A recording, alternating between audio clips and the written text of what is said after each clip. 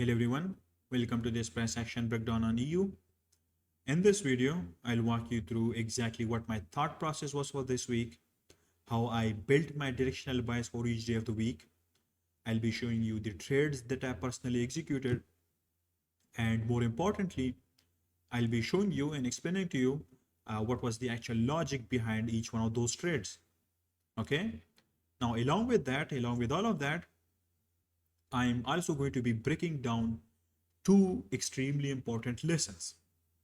Okay, now one of those lessons is going to be about the idea of what it actually means to be a day trader and how you should approach the intraday 4 hour price action flexibly without being rigid. And the other lesson is going to be about retracement profiles. Okay, what retracement profiles are, how you can identify them, or meaning how you can build the ability or have the competency to be able to know when a retracement profile is about to begin, and exactly how is that going to help you with your analysis and what is the actual significance of it. Okay, I'll be explaining all of that to you. Okay, so that is going to be the content of this video. And now let's get into the charts and let me explain all of that. First of all, obviously I'm going to start off with the weekly time frame. Okay, now on the weekly time frame, first of all, I'll explain all of this price action to you from the past 2 months. And once I've done that, then I'll narrow down my focus to just this week's price action.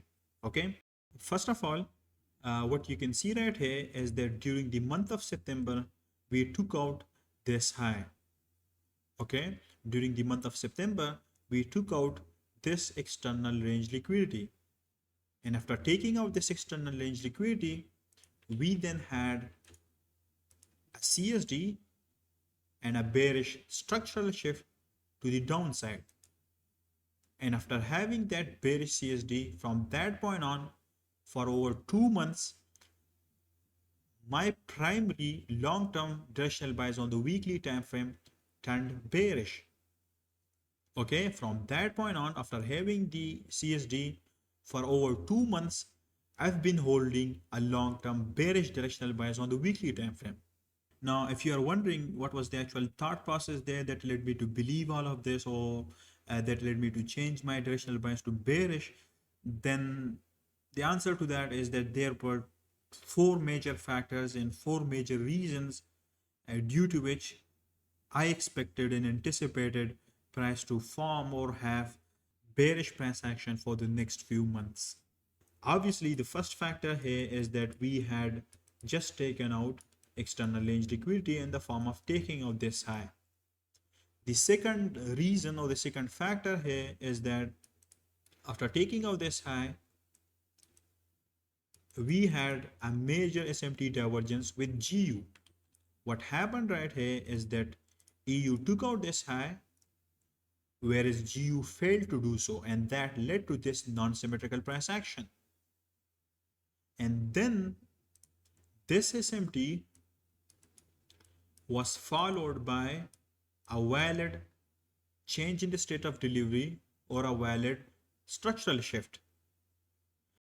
And due to these three major factors, at that point, I believe that now we've formed this new bullish dealing range. And now for the next few months, for the time being, the primary objective for price is going to be to rebalance this dealing range and reach a discount key level in the form of this weekly CRT low. Okay, due to the formation of this new bullish dealing range and the discount key level within it, the primary objective for price became rebalancing the dealing range and taking out or reaching this discount key level. Okay, now these weren't the only three factors here. We also had another major factor which I'll just show you. If we look at this 3-month time frame, then you would see that with the end of the month of September, we closed this quarterly candle. And with the start of this new quarterly candle in October, my initial expectation for this quarterly candle was for it to have a move lower in the first half of it to first of all take out the previous quarter's candle low and fill this fair value gap and this internal range liquidity before having any major move, before having any major expansion. Okay, this was another major idea that I had on the higher time frame.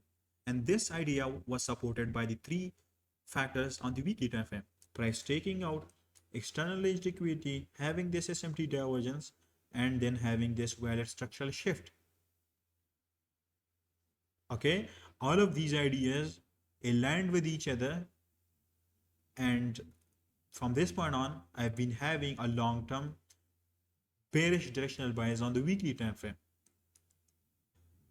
Okay, now let me remove all of this. Let me just keep this one.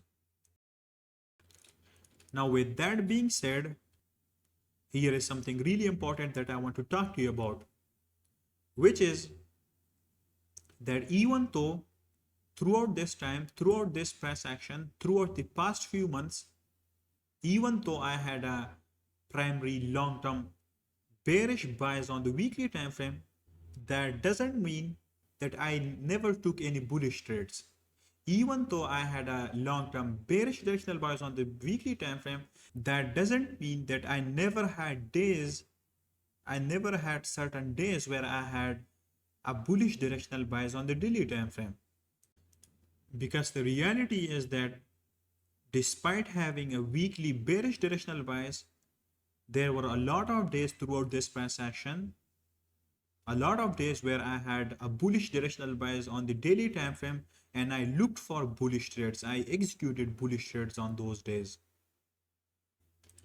And the reason I was able to make that distinction is because I understand something that a lot of traders overlook, that a lot of traders don't know about, that a lot of traders don't understand, which is that I know and I understand and I'm aware of this fact that there are layers to directional bias, which means that you might have a higher time frame bearish bias, you might have a weekly bearish directional bias, but in spite of that, there could still be days, a lot of days, on which you might have a bullish directional bias on the daily time frame because price has formed short-term drawn liquidity higher.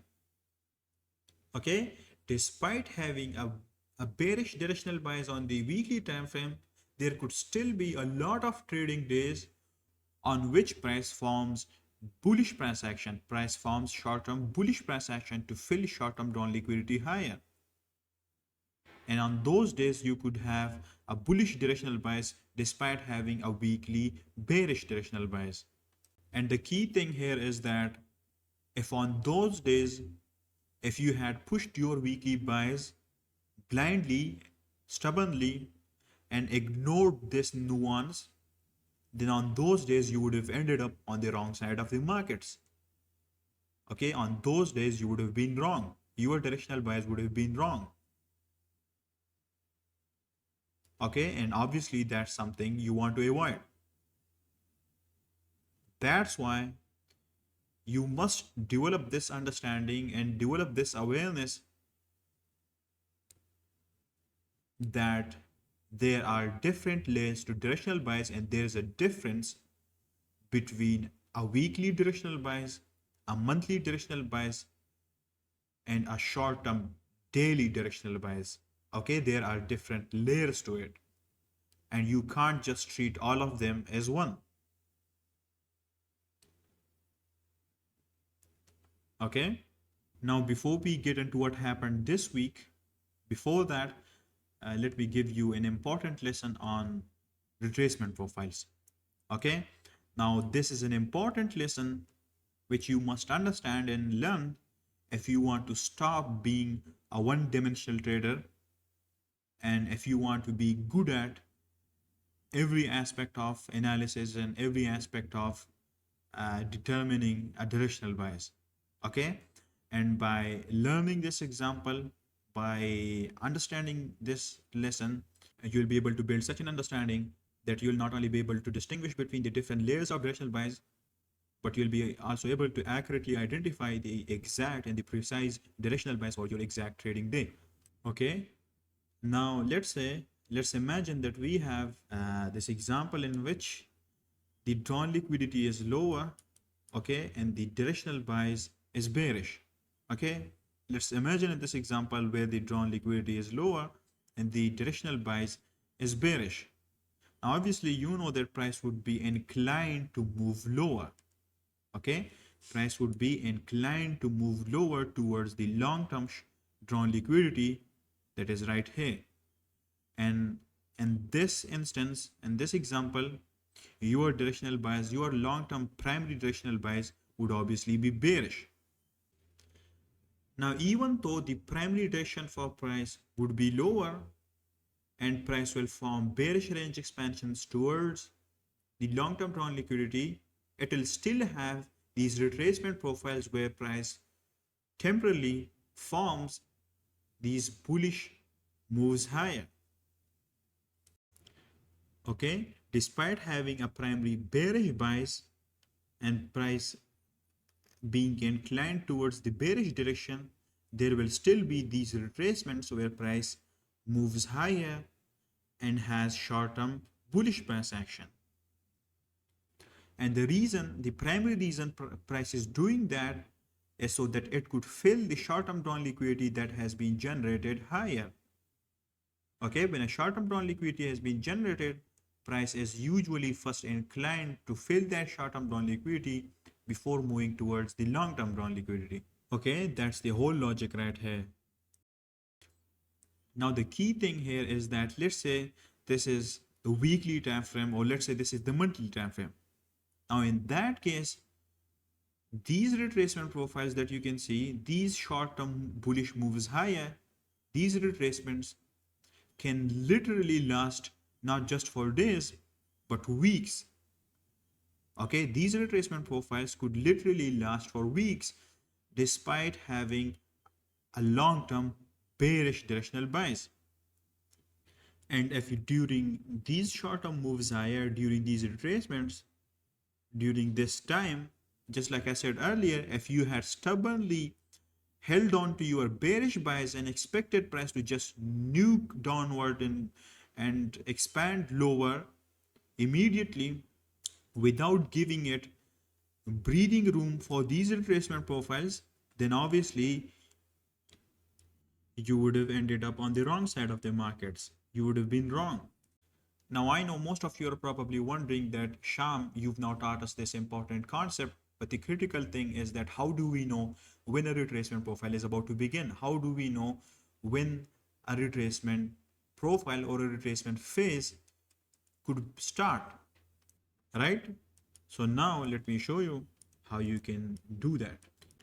Okay, so right here, here's how you can know when a retracement profile is about to begin.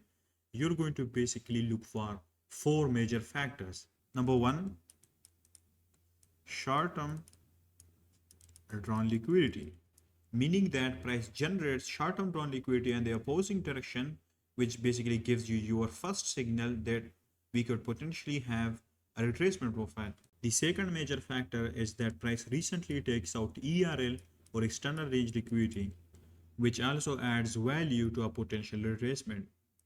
The third factor or the third confluence that you can look for is an SMT divergence, meaning that price forms an SMT divergence with its correlating asset. For example, in this case, price has an SMT divergence, which along with the other factors leads to this retracement. And also similarly, we have an SMT right here in this case as well. And then once the retracement profile has been completed, we have another SMT divergence, and then from that point on, we then continue our expansion lower. The fourth major factor that you must look for is a lower time frame CSD or a lower time frame change in the state of delivery, meaning that after short-term drawn liquidity has been generated and we've taken out ERL and we've had an SMT divergence, we then must look for a lower time frame CSD. Okay, for example, let's say in this case we are looking at this price action on the lower time frame. Let's say this is the lower time frame, and right here you can see that after having the SMT divergence, our objective would be then to look for a lower time frame change in the state of delivery. And once we have that change in the state of delivery on the lower time frame, that would be our the fourth major factor, that now we could potentially have a short-term retracement profile higher. Now, along with all of these factors, the last major factor that I would add is the correct timing, meaning that all of these factors must align with each other at the correct time, at the right time. Okay, so when all of these different factors are aligned with each other at the right time, at the correct time, then that would be your signal that now a retracement profile is about to begin. That would be your signal that now we can enter or we can have a retracement profile. And then from that point on, after having these major factors, you can temporarily shift your bias to a short-term bullish one for the time being. Okay, now this doesn't mean in any way whatsoever that you are flip-flopping your bias or you are shifting your higher time frame bias. It just means that you are reading and understanding the different layers of directional bias and you are adapting to that. Now right here, if we look at this price action on EU, you can see that 2 weeks ago we had the exact same sequence playing out. What happened 2 weeks ago is that we had recently taken out this ERL or this external range liquidity. Along with that, we also had an SMT divergence. Okay, and then this SMT divergence was followed by a 4-hour change in the state of delivery. We had a lower time frame CSD after having this SMT divergence. And all of this happened at a key time. And what I mean by a key time here is that we had just opened the new monthly candle, and I expected, based on the timing factor of the open high low close concept, that first we were going to form the high of the month at a higher time frame key level. Okay, and that idea acted as the timing aspect or the time element here. And since all of these factors were aligned right here at the correct time, I took this candle as my CRT, as my candle range, and then from that point on, for the next 2 weeks, I shifted my bias to a short-term bullish directional bias with this CRT high as my drawn liquidity. Okay, this is why despite having a weekly bearish bias, for these 2 weeks, I had a short-term bullish directional bias. And with that bullish directional bias, I took a bunch of bullish trades during these 2 weeks. And I've been transparent about my executions, and I've shown you both the losses and the wins and shown you all of my executions. Okay, so if you want to see those executions, head into my public Telegram channel and all of my trades are there and you can see them for yourself. Okay, and that continued until last Friday. What happened the Friday of last week is that we finally filled the short-term drawn liquidity because we had an SMT divergence on the daily time frame with DXY, which was also followed by a 4-hour CSD, a 4-hour change in state of delivery. And because of those two factors, along with testing this high time frame key level in the form of this rejection block, I then shifted my bias to a bearish directional bias again.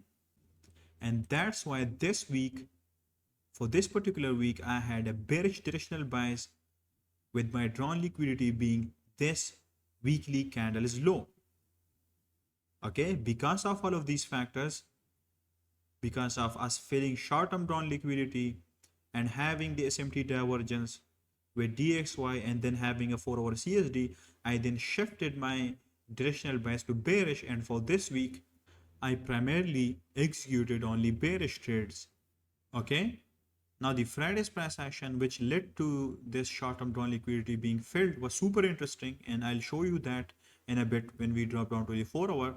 But that was basically what my high time frame weekly thought process was for this particular week that led me to conclude that this week we were going to have a bearish range expansion lower towards this weekly candle low. Okay, the factors were that we had an SMT, a bearish SMT divergence with DXY on the daily time frame, which was then followed by a 4-hour CSD. And because of that, I shifted my bias to bearish, and I concluded that now we've filled the short-term drawn liquidity, we can continue expanding lower. Okay, now let's look at this daily time frame and let me show you exactly what my thought process was at the beginning of the week and then how I determined my directional bias for each day of this week. Okay, so right here, first of all, what you can see is that after having the lower time frame change in the state of delivery here and forming the new weekly CRT for these 2 weeks, my directional bias was bullish and I was targeting this weekly CRT high. Okay, that was my target for this retracement profile higher. Now the reason why instead of targeting this CRT high even this week, the reason I had a bearish bias instead of targeting this CRT high is because first of all, we reached this high time frame key level in the form of this rejection block and this daily order block. And along with that, the other major factor here was that we had an SMT divergence, a bearish SMT divergence with DXY. Right here, if you look at this DXY chart, you would see that EU took out this high, whereas DXY failed to do so. DXY failed to take out this corresponding low, and that led to this SMT divergence. And that was the second major factor there, due to which I concluded that now we filled short-term down liquidity, and now this week we can have a range expansion lower. Okay, this SMT divergence was then also followed by a 4-hour CSD. Let me show you. Now right here, if we look at this 4-hour price action, then you would see that if that last Friday, the Friday of last week, what happened is that after having this SMT divergence, we then had this CSD, this change in the state of delivery to the downside, due to which I then had a bearish directional bias for this week. Okay, so that was the thought process. Because of this SMT divergence, because of this change in the state of delivery, and because we reached this rejection block, this weekly key level, because of these factors, I had a bearish directional bias for the whole week. Okay, now let's drop down to the 4-hour time frame and let me show you and explain to you what were the thought processes that I had for each one of my trades. First of all, I'll mark out the opening and closing times for the week. Now, before I explain and show you my trades and the market context behind each one of them, before that, let me first of all break down what happened on Friday and what was the thought process that I had on Friday and why I said that the price action on Friday was interesting and how I actually dealt with it. Okay, let me explain that first to you. So you know that we had an SMT divergence with DXY on Thursday, right? Now the key thing here is that despite having this SMT divergence with DXY, I still had a bullish directional bias on Friday, and my drawn liquidity on Friday was still this weekly CRT high. Despite having the SMT, I still had the weekly CRT high as my target on Friday, and I expected Friday to reach the CRT high before having a range expansion lower. Okay, and the major reason and the major factor behind that decision on Friday was that we still didn't had any CSD to the downside, which would have confirmed the SMT. And for that reason, I still had the weekly CRT high as my target before having a range expansion lower. And that's why on Friday, during the first half of Friday, I took a bullish trade right here. We had an SMT divergence here. Okay, and along with that, I chose this candle as my CRT and I took a bullish trade there despite the SMT, because we still didn't had any CSD or any structural shift to the downside. Okay, during the first half of Friday, because of this one reason, because of this lack of CSD, I took a bullish trade here. Let me show you that trade right here on the 15-minute time frame. Right here, you can see we had this SMT divergence. We had purged the CRT low, and then we formed this order block formation, this order block, and there I took this 3-hour trade. This is a trade that I took on Friday, and you can see the execution in my Telegram channel. But then what happened is that during the New York Open, after I closed the trade, what happened is that price pushed lower and closed below this candle and had a change in the state of delivery and had a CSD. And this CSD, this bearish change in the state of delivery, finally confirmed the SMT divergence, finally validated the SMT divergence.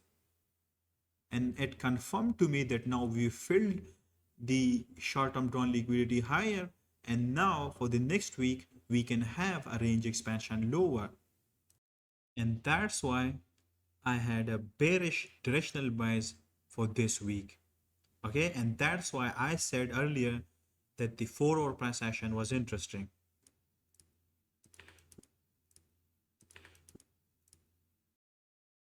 So now that I've cleared all of the doubts and confusions regarding the higher time frame thought process, let's get back to this week's price action, and let me walk you through the 3 trades that I personally executed this week, and let me break down the actual market context behind each one of those trades. Okay, now just to clarify, I took 4 trades this week, but I'll only be breaking down 3 of them. The one that I took on Tuesday right here, that one is a bit more nuanced, a bit more advanced, and I'm not really at liberty to discuss the logic behind that trade just yet. Okay, so I'm gonna skip that for now, but the rest of them, let's get into them. Now, before I dive into the trade breakdowns, I just want to give you a quick note. The executions for all of these 3 trades were shared inside my public Telegram channel. I've actually shared the executions there. So if you want to verify those executions, go look at my Telegram channel and you'll find every single one of these executions there. Now, the reason I share these executions inside my public Telegram channel or with you guys is because I value transparency more than anything in this career. Okay, I don't care whether it's a winning trade or a losing trade, or whether it's a winning streak or a losing streak. I will share all of it. Okay, whether it's the good, the bad, the boring, I will share every single aspect of my trading, and that's one of the core principles that I've stuck by. And that's because I know the only way to build trust with my students is by being brutally honest. And that's exactly how I've been for the past few years. Okay, so there are no filters when you're going through my posts or my videos, and I share everything as it is, and transparency is at the core of my content and the stuff I post. Okay, so you don't have to worry about any of that. Okay, now let's get into the trades. Now, the first trade that I took this week was on Monday, and since I had already established a bearish directional bias coming into the week, because we had established this new change in the state of delivery to the downside along with this SMT divergence, all I needed on Monday on the 4-hour was a proper market context in the form of a key level and a candle range to frame my execution. Now right here you can see that we had already tested this order block at the start of the day, and within this expansion swing, within this dealing range, we didn't had any unfilled key level or unfilled fair value gap above, and the only unfilled key level that we had was this order block right here.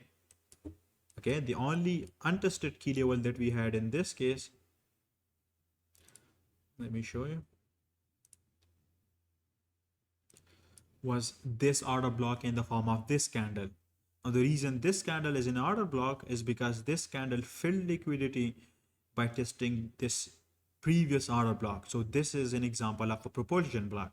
On Monday, I took this candle as my order block, okay, and I took this 9 p.m. candle as my candle range, and that was the market context that I established on Monday. Okay, I identified this untested key level in the form of this propulsion block, and along with that we had this 9 p.m. candle as a CRT. And then after that point on, the only thing that I had to do was wait for my entry triggers and wait for price to reach the key level. And once price reached the key level and purged the candle range, I then went down to the 15-minute time frame. Let me show you.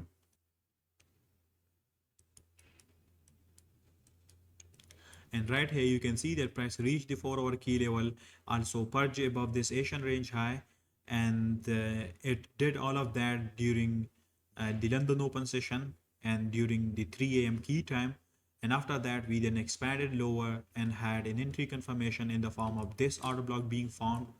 What I did is I put my orders at the my entry order at the open of the order block, and my stop loss above, and I targeted a 3-hour trade. And right here you can see the price then expanded lower after testing the order block and reached the target. Okay, so that was the first trade that I executed this week. Now let's get back to the 4-hour time frame and let me show you the next trade.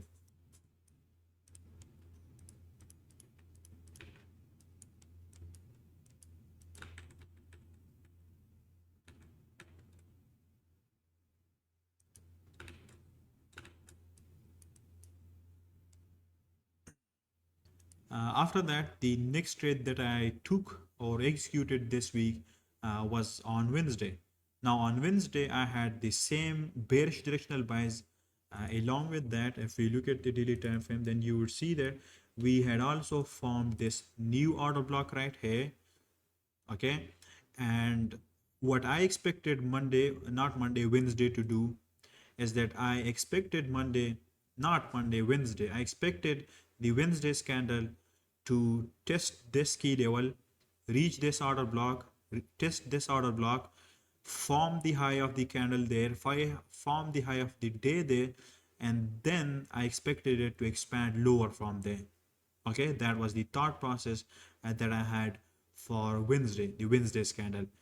Okay, now let's get back to the 4-hour time frame and let me show you the market context that I established for my trade. Now let me show you how I established a proper market context on Wednesday on the 4-hour time frame. Okay, now first of all, you know that in order to establish a market context, the first thing that we need is a dealing range. The first thing that we need is an appropriate and a relevant dealing range on the 4-hour time frame. And after that, what we have to do is identify an appropriate key level within that dealing range. Okay, the next thing that we need is an appropriate key level within that dealing range, and along with that we also need a proper candle range, or you could say a CRT. Okay, and once we've accurately identified these three things, that basically establishes our market context on the 4-hour time frame. And then after that, the only thing that we have to do is just wait patiently for the key level to be reached and the candle range to be purged. Okay, and both of these must happen or occur at a key time. And then the only thing that is left is just to confirm the entry on the 15-minute time frame. Okay, now right here, if we look at this price action right here, then you would see that within this expansion swing, we've already tested this order block. Along with that, we've also tested this key level as well on Monday. And then on Tuesday, we had this micro expansion swing lower. Okay, on Tuesday during the New York open session, we had this micro expansion swing lower. Now the most relevant and appropriate dealing range that we had on Wednesday is this expansion swing right here. Okay, on Wednesday on the 4-hour time frame, the most appropriate and the most relevant dealing range that we had was this expansion swing. Now the reason I chose this expansion swing as my dealing range is because if we look at this price action right here, then you would see that within this price action, within this expansion swing, we don't have any unfilled or any untested key levels. And the key levels that we had were already tested before on Monday and Tuesday. And for that particular reason, after we took out this high and had this expansion swing lower on Tuesday, on Wednesday, I took this expansion swing as my dealing range. And then within this expansion swing, the key level that I selected was this rejection block in the premium region of this dealing range. Okay, now the reason I chose this rejection block in this premium region of the dealing range is because this rejection block also perfectly aligned with the daily order block. Let me show you. Let me remove all of this.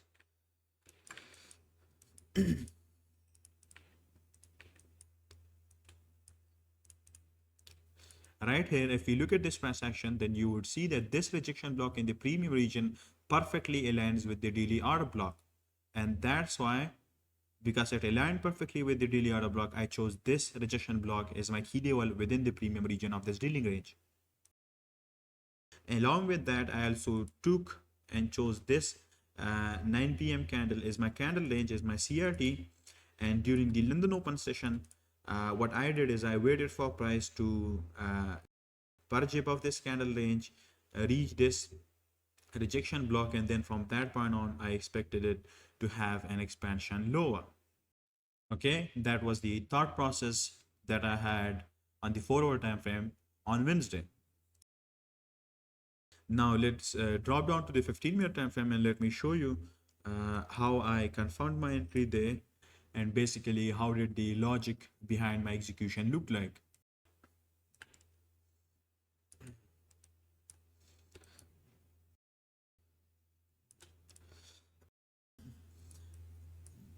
Now right here, if we look at this price action right here, then you would see that this is the candle range high. We initially purged it during the 1 a.m. Hour before the London open session. And then after that, we also formed an order block there. But obviously, I didn't took an entry there. And the two major reasons behind that decision were pretty obvious. And the reasons are that, first of all, the timing wasn't right. Okay, right here you can see that the purge of the candle range didn't happen at a key time, and that was one of the factor that invalidated this idea. The second reason, or the second factor that we had here, is that we still hadn't yet reached the key level. Okay, this was the rejection block that I had chosen on the 4 hour time frame, and we still hadn't yet reached that high time frame key level. And because of these two major reasons, I didn't take an entry there, and that was an invalid entry for me. Okay, and then after that, you can see that right here we had another liquidity purge above, and with this liquidity purge, we finally reached the key level and tested the 4 hour rejection block, and then we had an expansion swing lower, and you can see that this happened at a key time. Then after that, we confirmed our entry in the form of this order block being formed, and then I took my entry at the 3 a.m. key time at the open of this order block with my stop loss above the order block, and I targeted a 3-hour profit target, and that was a 3-hour trade. Okay, that was the second trade that I took this week, which was on Wednesday, and that was the whole thought process. Okay, now let me remove all of this, and let's get back to the 4 hour time frame, and let me show you the last trade that I took this week, which was on Friday.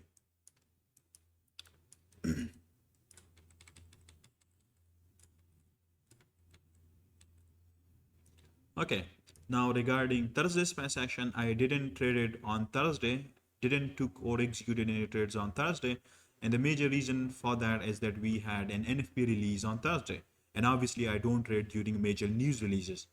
Now I know that's a bit weird that we had an NFP on Thursday in the middle of the month, right? That usually happens at the first Friday of the month. And the major reason behind that was that the US government had been shut down for a few weeks, and it just reopened last week after Republicans and a few Democrats passed a budgeting bill. And for that reason, we had an NFP last week on Thursday in the middle of the month. Okay. Now, obviously, that's none of our concern. Okay, we don't care about any of that. The only rule that we have, which is the simplest rule that we have, is that we don't trade on major news releases. Okay, whether it's NFP, CPI, or FOMC, we don't trade on those days. Okay, then after that, the last trade that I had was on Friday. Now on Friday, I had the same bearish directional buys on the daily time frame. Okay, let me show you. On the daily time frame, I had a bearish directional buys with my drawn liquidity being lower, and along with that, we had also formed this new fair value gap on Friday. And my expectation on the daily time frame on Friday was that we're going to take out this candles high, fill the fair value gap, and then expand lower. Okay, now let's get back to the 4 hour time frame, and let me show you how I established a market context for my trade.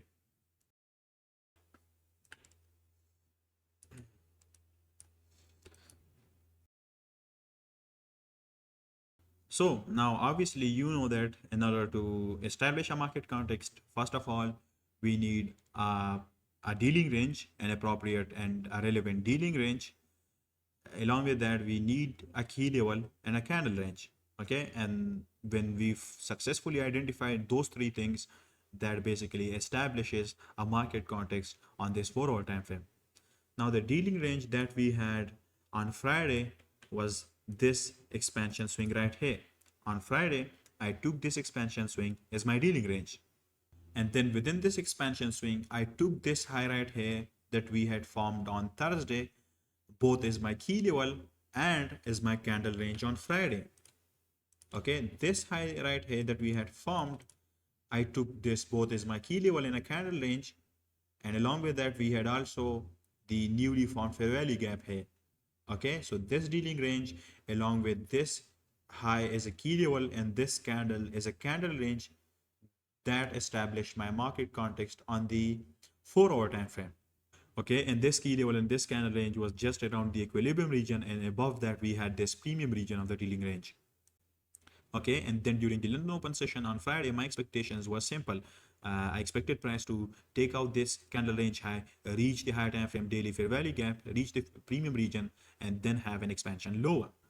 Okay, and then right here, once we had the purge above the candle range and once we reached the premium region, after that, then I dropped down to the 15-minute time frame to confirm my entry. Okay, now right here you can see that on the 15-minute time frame we had the purge above the candle range and we reached the premium region right at a key time. Okay, we had the candle range purge and we tested the key level and reached the premium region at a key time. You can see this is the 3 a.m. right here, the 3 a.m.